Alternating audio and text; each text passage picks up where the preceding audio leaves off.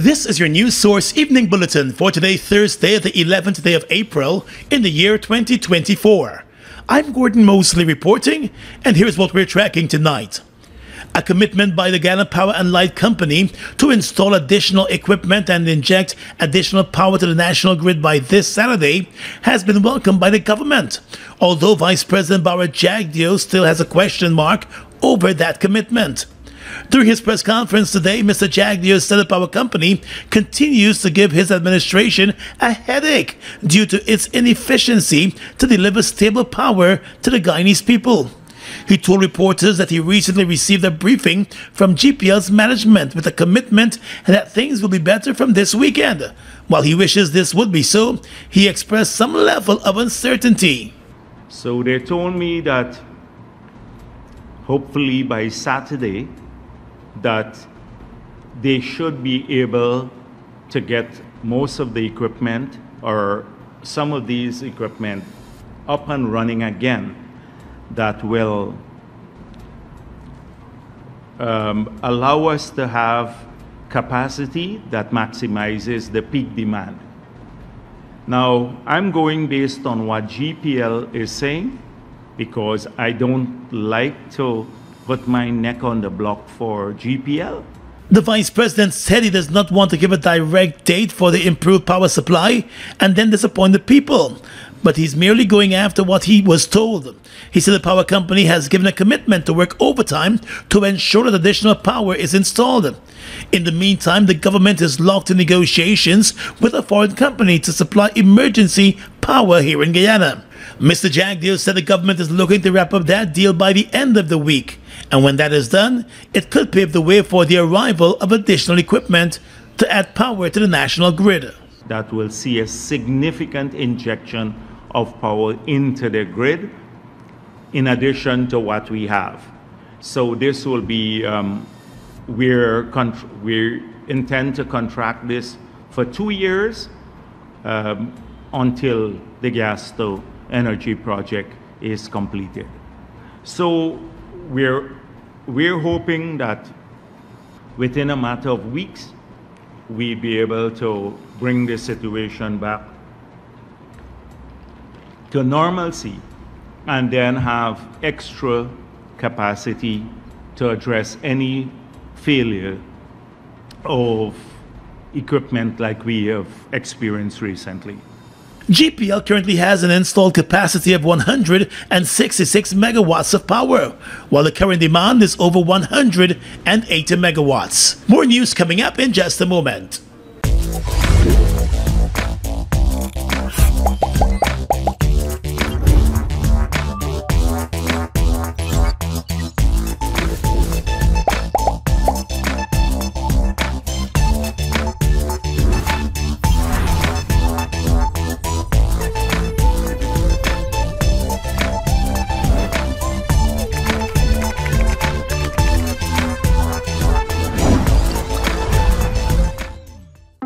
It's one of your biggest goals, getting your own home, where memories are made, where happiness lives. You may feel that home ownership or renovation is beyond your reach, but we at Republic want you to know that there's always a way. Ask us about our suite of mortgages. Let's help make your housing wishes come true. Or advise on how the equity in your existing home can finance other dreams and goals. Call or go online to learn more.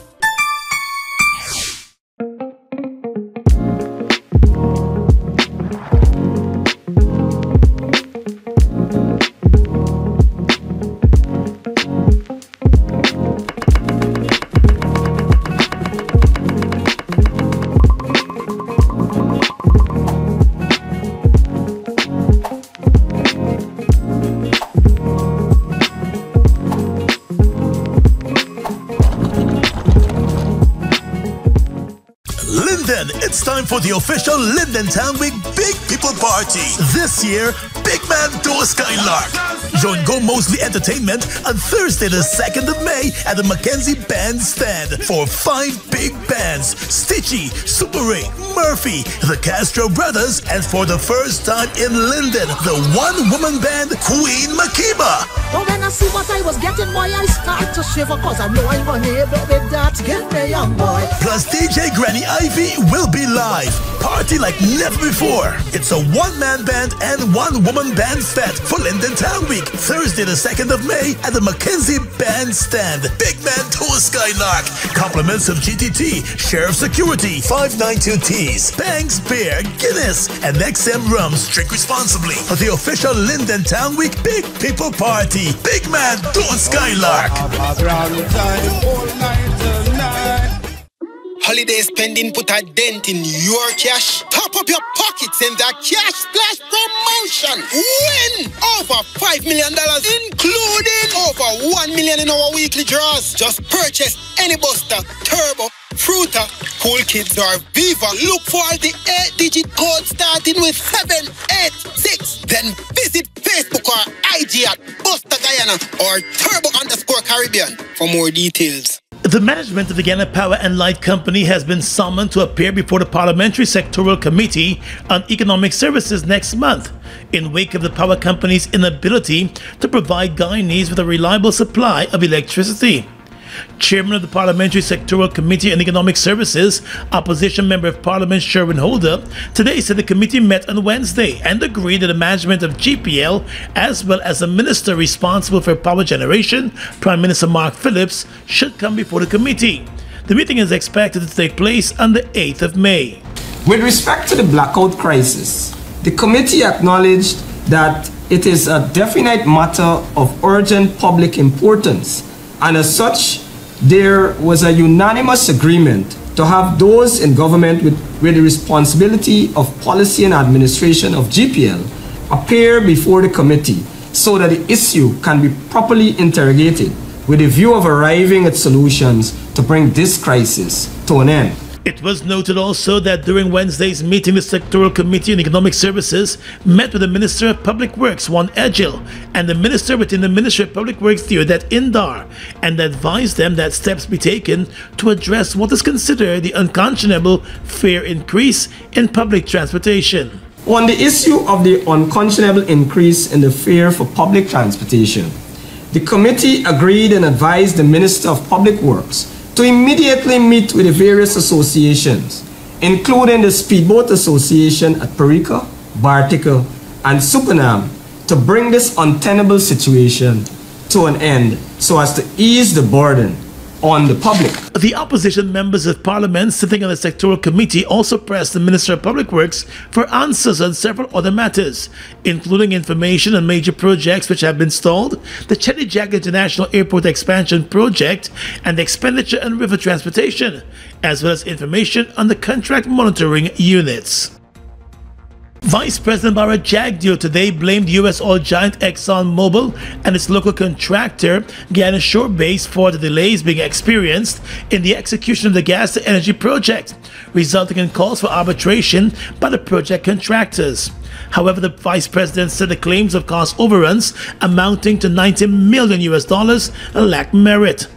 At his weekly press conference, Vice President Jagdeo explained that as part of the $1 billion agreement with Exxon for the construction of the gas pipeline, the company was required to upgrade the roads leading to the designated site for the power plant and natural gas liquids plant at Wales, construct a material offloading facility, and prepare 100 acres of land, including a laydown yard.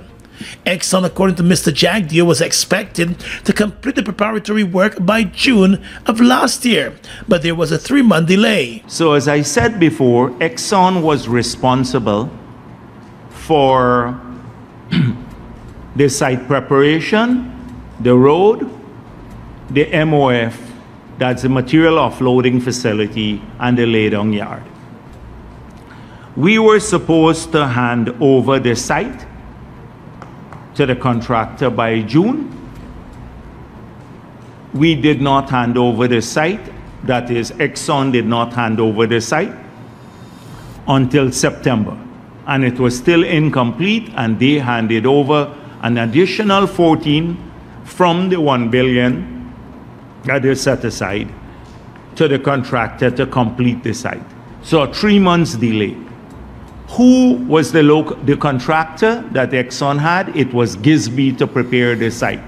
So we had a 3 months delay by Gisby and Exxon to hand over the site to the contractor. Jagdeo said due to that long delay, government proposed that a CH Folin Saka company completes the first component of the $759 million power plant and natural gas liquids plant by April of next year, instead of December of this year as originally agreed.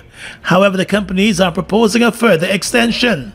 They want a longer period because the liquidating damages for not completing the project on time for the contractor, if they don't complete the project on time, it's over 11 million US per month. They have to pay in liquidating damages for delay on the project. So they're arguing that they need more time beyond the 3 months. We are saying 3 months adequate for you because that is the delay we've had. But in addition to the dispute over the extended period, the companies are claiming cost overruns of $90 million US. However, the vice president said based on a review conducted by Engineers India Limited, which was hired to supervise the project, that claim lacks merit. Against that backdrop, a dispute resolution and arbitration board comprising 3 persons will be established to resolve the issue. However, despite the 3-month delay and indications by government consultant Winston Brassington that the gas to energy project will not be completed until the end of next year, the vice president is maintaining that the project will be completed within the timeline outlined in the contract with CH Folin Saka. The timeline, first of all. The timeline was that by end 2024, listen carefully, end 2024, as per contract, Linseka and the others were supposed to deliver 228 megawatts of power. 4 turbines were to come on stream at the end of 2024 of 57 megawatts each. To complete the project in the agreement where the full 300 megawatts would come online, they had, that is the combined cycle. That is the 2 additional turbines. These were the steam turbines. The 4 gas turbines were supposed to come on stream in 2024, and the steam turbines should have come on stream in 2025.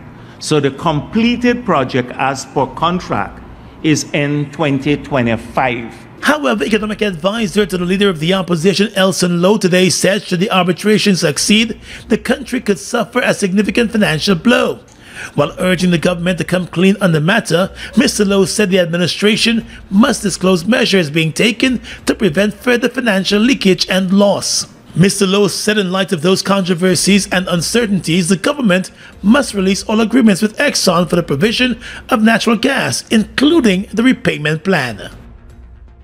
Well, with the construction of that $759 million power plant and natural gas liquids plant at Wales facing considerable delays, opposition member of parliament David Patterson is concerned that Guyana could find itself paying ExxonMobil millions of US dollars for a pipeline long before benefiting from the gas to energy project. ExxonMobil is currently building the gas pipeline to the tune of $1 billion under the condition that the government will reimburse the company $55 million a year over a 20-year period at a fixed price with no adjustments. That component of the gas to energy project, according to Exxon, is on schedule to be completed by December of this year. However, the power plant and the natural gas liquids plant will not be completed until December of next year due to a number of delays.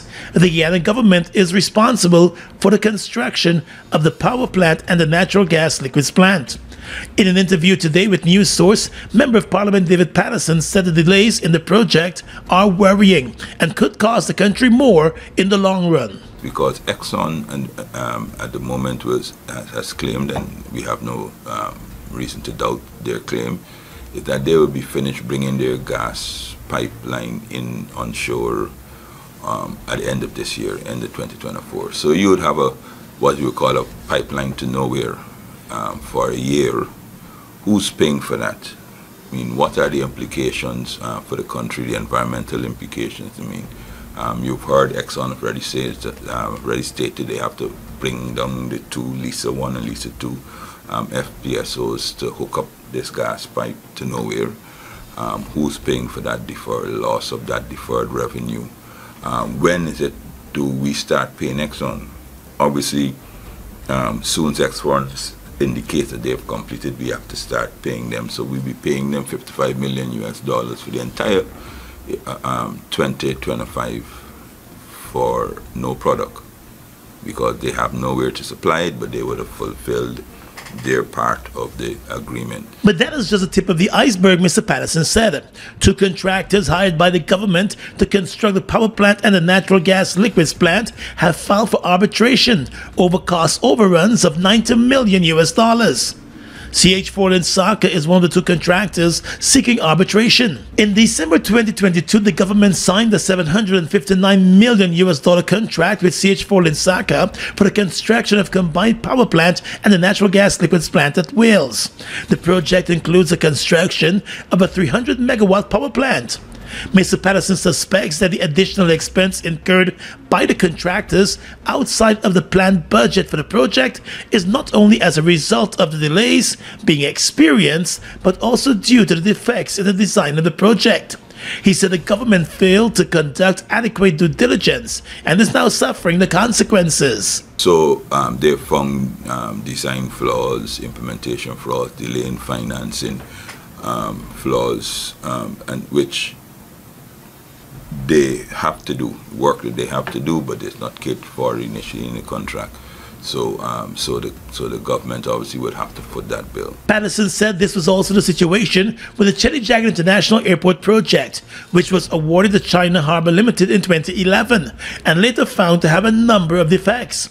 Meanwhile, funding for the gas-to-energy project is turning out to be a challenge for the government. The administration is still awaiting information on its request for a $660 million loan from the U.S. Exim Bank to support financing of the project. Patterson told news source that the U.S. Exim Bank may be in no rush to approve that loan until certain benchmarks are met. And how it is set up is that this is a country, United States of America, lending money to a project, and the conditions that they would attach to it is that their contractors from their country gets the contract. So, but obviously they also have standards by which you have to permit, because obviously nobody would like to, U.S. would not like to lend money to Guyana on a gas plant that explodes. You know what I mean? It reflects badly on them. So they want to ensure that the project that they're funding is technically sound, financially sound, economically sound. And it also has to go, unlike other countries, also has to go through their Congress. They think the Ways and Means or the Economic Department. So before any monies can be disbursed to Guyana, we have to meet the minimum benchmark. Earlier this year, $80 billion was approved in the national budget to advance infrastructural works on the project. The project is now expected to be completed by the end of next year. But Mr. Patterson said that may also be a long shot. Hi, my name is Keisha Davis, first of 4 siblings. I'm a mom of 3 and I'm an auditor. My brother Tariq is a transgender man, which means he was born female but now lives as a man. He's always known himself to be. He's great at math. I'm horrible. And he actually helps my 12-year-old daughter with her math. As soon as he gets home at night, he'll say, "Jazz, let's go. What would you like me to help you with?" She actually got a prize in school for full score at math and English. Tariq is my rock. Like, honestly, my confidant. No matter what it is, no matter how horrible it might look through others' eyes, he doesn't judge. And he is there to support me, to support my kids. I don't know if I would do it without him. Linden, it's time for the official Linden Town Week Big People Party. This year, Big Man Tour Skylark. Join Go Mosley Entertainment on Thursday the 2nd of May at the Mackenzie Bandstand for 5 big bands: Stitchy, Super Ray, Murphy, the Castro Brothers, and for the first time in Linden, the one-woman band Queen Makiba.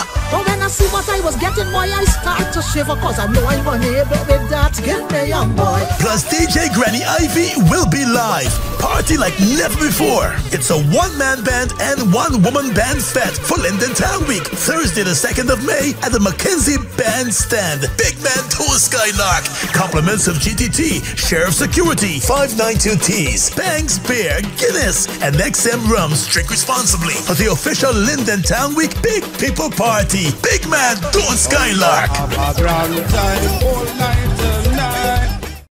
Mobil 1 is more than oil. It's many oils. It transforms at the molecular level. When cold, it's thicker than honey. When hot, it's thinner than water. Mobil 1 adapts and readapts to last longer. 16,000 kilometers between oil changes. That's your engine evolved. Sol Guyana is the authorized distributor of Mobil lubricants.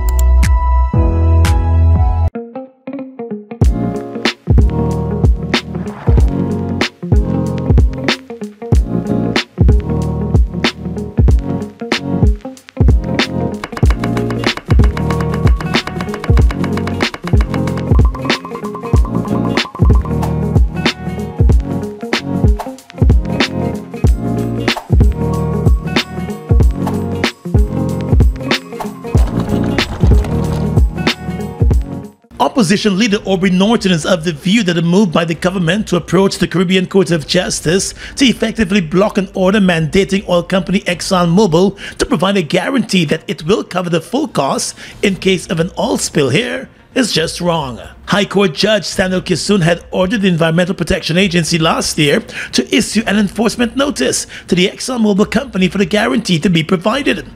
Both the oil company and the EPA have appealed that ruling. The government was not allowed to join the matter at that time, but it has since moved to join the appeal at the level of the Caribbean Court of Justice.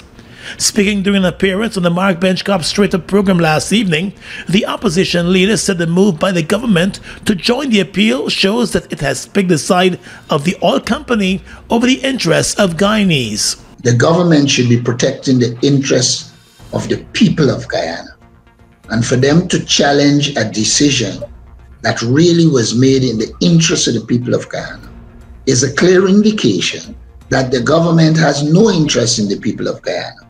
And what they want to do is to protect the elite in the PPP, their friends, their families, and their favorites. I think all Guyana would have arrived at the point where they recognize that the People's Progressive Party is not a government for the people. Mr. Norton said the question of an oil spill should not be downplayed, and therefore the government must ensure that the country is secured should one occur. Now, the question of an oil spill has to be a question that is always in the forefront of the minds of the Guyanese people.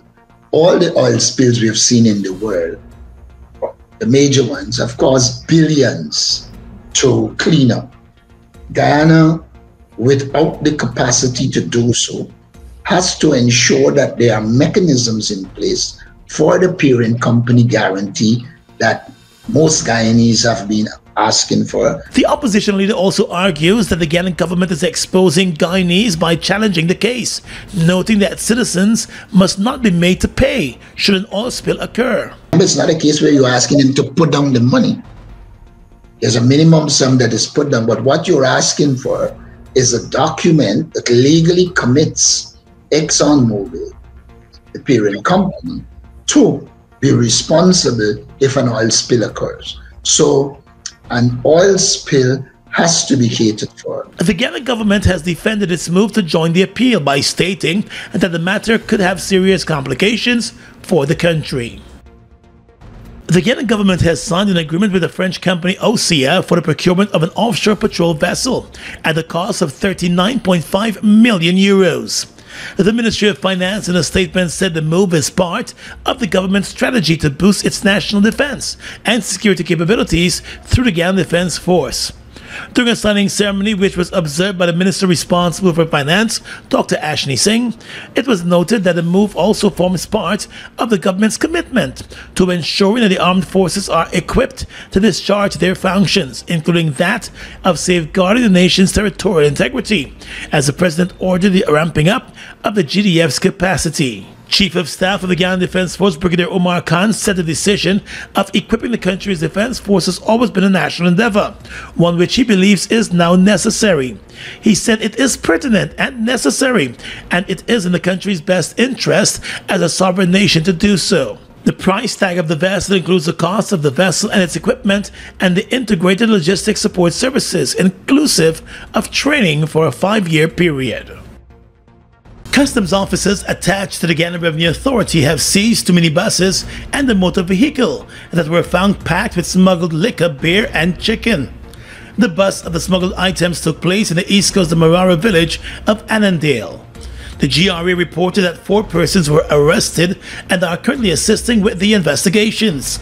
The revenue collection body said it will continue to carry out operations as part of its continuous efforts to curb smuggling and related activities. The GRA is also reminding the public that smuggling is illegal, and anyone who attempts to import or export goods with intent to defraud the Revenue Authority of any duties would be guilty of an offense and would be liable for such offense to fines and/or imprisonment in accordance with the Customs Act. The revenue body is also pleading with the public to report any illegal, unlawful, or smuggling activities, and it's promised to keep all such information confidential. A post-mortem examination carried out on the body of 70-year-old Clinton Chase, who was found dead in front of his La Penitence home, has revealed the elderly man was shot multiple times. Chase, who was deported from the US just over a decade ago, was last seen alive riding his motorcycle in the area on the night of the 7th of April. His granddaughter reported to the police that around 10 o'clock on the same night, she received a call from someone who told her that a man had fallen off his motorcycle in front of the home. She said the person never identified himself. The woman said when she arrived at the scene, she found her grandfather lying on his back. She said she contacted emergency services, and when they arrived and inspected the man's body, they discovered wounds to the chest, one of his arms, and his jaw. He was pronounced dead at the scene. The man's death remains a mystery, and no one has come forward with any information regarding what might have taken place. It is suspected, however, that he might have been the victim of a robbery. Investigations are ongoing tonight.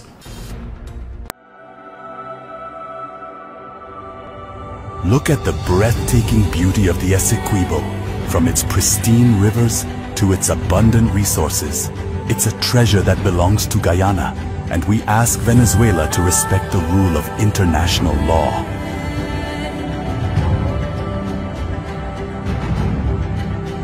Our commitment to this land is not just about ownership. It's about preserving its beauty and resources for our people and future generations. The controversy between Guyana and Venezuela was settled internationally as full, perfect and final in 1899. Essequibo belongs to Guyana.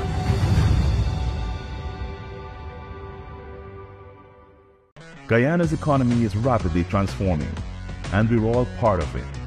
Gaioil is at the forefront of this development by providing reliable and efficient energy and supporting community development from the very core.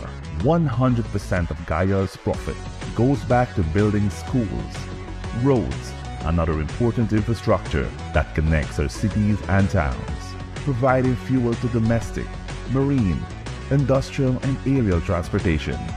Guy Oil has now repositioned itself as a market leader in the petroleum industry, building a better future for all of us. It's one of your biggest goals, getting your own home, where memories are made, where happiness lives.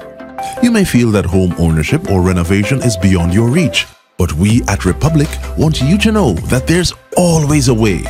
Ask us about our suite of mortgages. Let's help make your housing wishes come true. Or advise on how the equity in your existing home can finance other dreams and goals. Call or go online to learn more.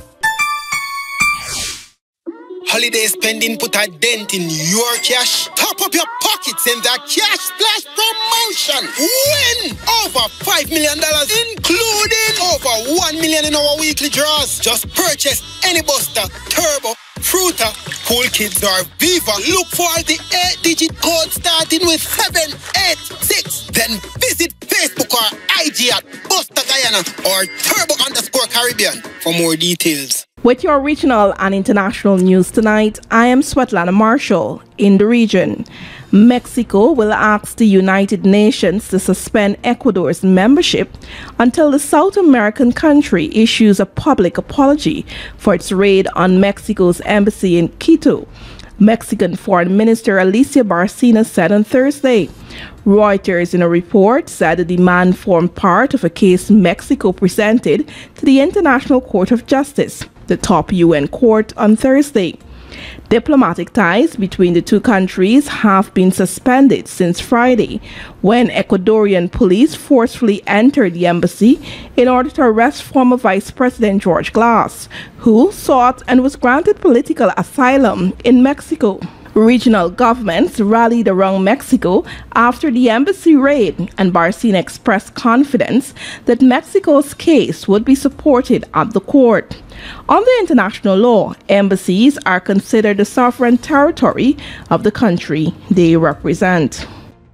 The World Bank reported on Wednesday that although the Latin America and Caribbean region has achieved substantial economic stabilization in recent decades, growth has now stalled, eroding the progress made. In its latest report titled Competition, the Missing Ingredient for Growth, the Washington-based financial institution said that the LAC has reached a critical juncture where immediate action is needed to change this trajectory. The report highlights potential areas for action, emphasizing that leveraging competition policies and institutions is key for any impactful growth strategy. The World Bank forecasts that regional gross domestic product (GDP) will expand by 1.6% in 2024, and that GDP growth of 2.7 and 2.6 are expected for 2025 and 2026. And finally tonight, international news. O.J. Simpson, the American football star and actor who was acquitted in a sensational 1995 trial of murdering his former wife, but was found responsible for her death in a civil lawsuit and was later imprisoned for armed robbery and kidnapping, has died at the age of 76. Simpson, cleared by a Los Angeles jury in what the U.S. media called the trial of the century, died on Wednesday after a battle with cancer. His family posted on social media on Thursday. Simpson avoided prison when he was found not guilty in the 1994 stabbing deaths of former wife Nicole Brown Simpson and her friend Ronald Goldman in Los Angeles. Simpson later served 9 years in a prison after being convicted in 2008 on 12 counts of armed robbery and kidnapping. And that's your News Source Evening Bulletin for tonight. I'm Svetlana Marshall reporting and encouraging you to stay safe.